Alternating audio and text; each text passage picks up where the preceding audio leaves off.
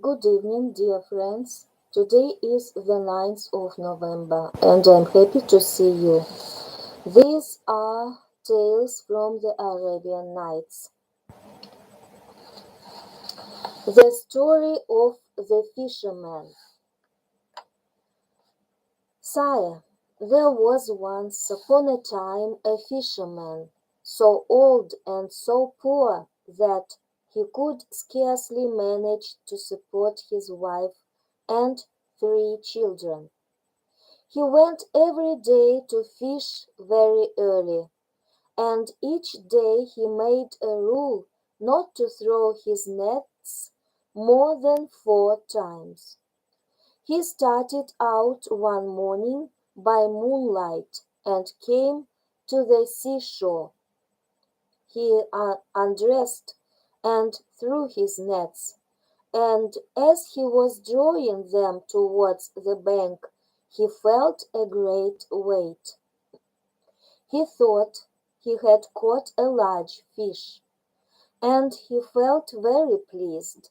But a moment afterwards, seeing that instead of a fish he only had in his nets the carcass of an ass, he was very disappointed.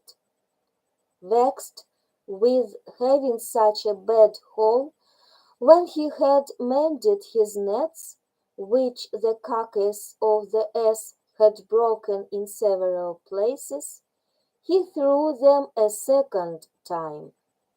In drawing them in, he again felt a great weight, so that he thought they were full of fish, but he only found a large basket full of rubbish. He was much annoyed. "Oh, Fortune," he cried, "do not trifle thus with me, a poor fisherman who can hardly support his family." So saying, he threw away the rubbish, and after having washed his nets clean of the dirt, he threw them for the third time. But he only drew in stones, shells, and mud.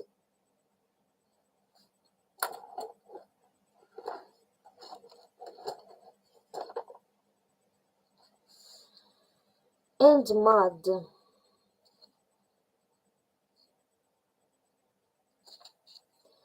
He was almost in despair.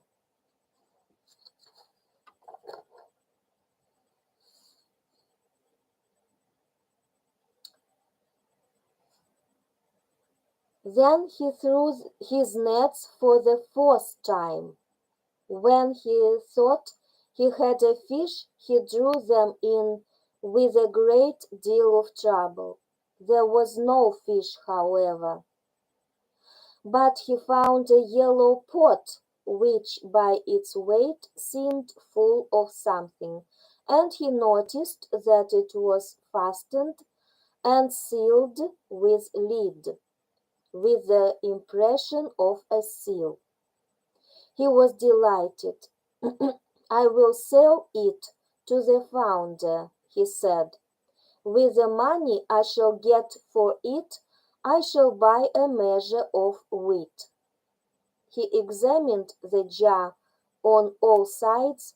He shook it to see if it would rattle, but he heard nothing, and so, judging from the impression of the seal and the lid, he thought there must be something precious inside. To find out, he took his knife, and with a little trouble he opened it. He turned it upside down, but nothing came out, which surprised him very much. He set it in front of him, and whilst he was looking at it attentively, such a thick smoke came out that he had to step back a pace or two. This smoke rose up to the clouds, and stretching over the sea and the shore formed a thick mist, which caused the fisherman much astonishment. When all the smoke was out of the jar, it gathered itself together and became a thick mass, in which appeared a genius twice as large as the largest giant. When he saw such a terrible-looking monster, the fisherman would like to have run away, but he trembled so with fright that he could not move a step.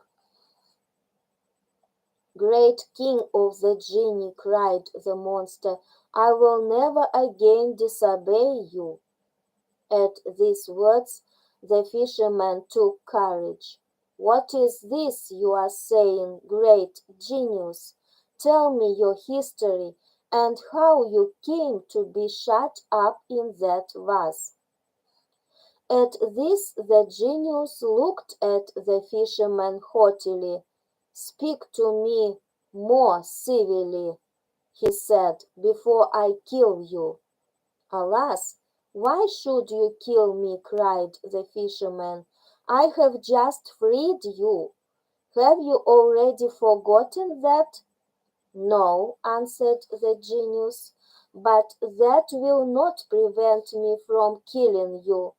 I am I am only going to grant you one favor, and that is to choose the manner of your death." "But what have I done to you?" asked the fisherman. "I cannot treat you in any other way," said the genius, "and if you would know why, listen to my story. I rebelled against the king of the genii. To punish me, he shut me up in this vase of copper, and he put on the leaden cover his seal, which is enchantment enough to prevent my coming out. Then he had the vase thrown into the sea. During the first period of my captivity, I vowed that if any one should free me before 100 years were past, I would make him rich even after his death. But that century passed, and no one freed me. In the second century I vowed that I would give all the treasures in the world to my deliverer, but he never came. In the third I promised to make him a king, to be always near him, and to grant him 3 wishes every day. But that century passed away as the other two had done, and I remained in the same plight.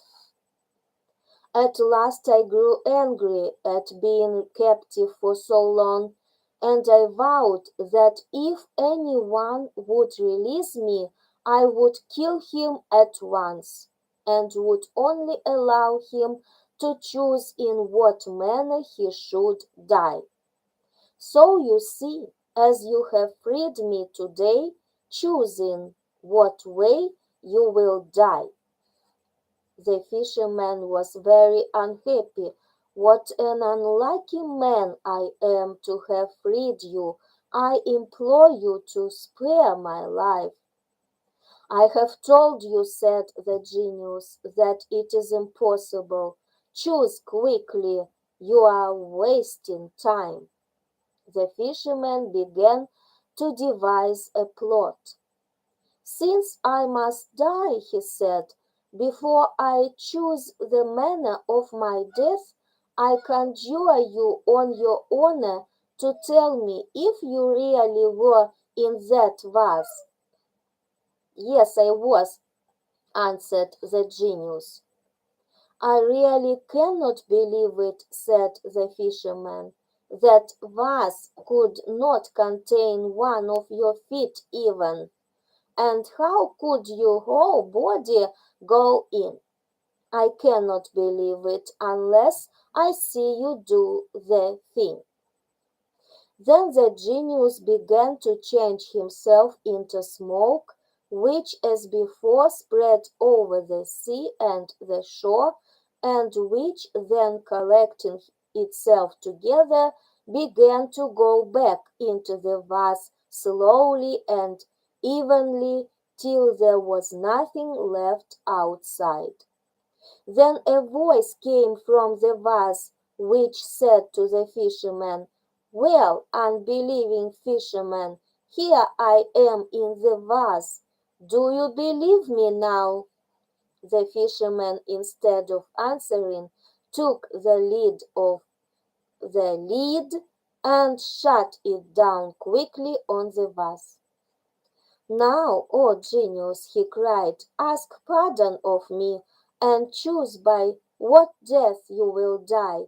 But no, it will be better if I throw you into the sea whence I drew you out, and I will build a house on the shore to warn fishermen who come to cast their nets here against fishing up such a wicked genius as you are, who vows to kill the man who frees you."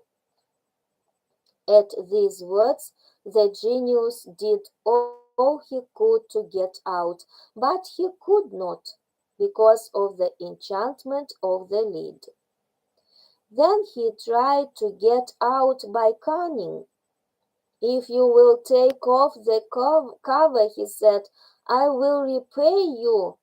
"No," answered the fisherman, "if I trust myself to you, I am afraid you will treat me as a certain Greek king treated the physician Douban.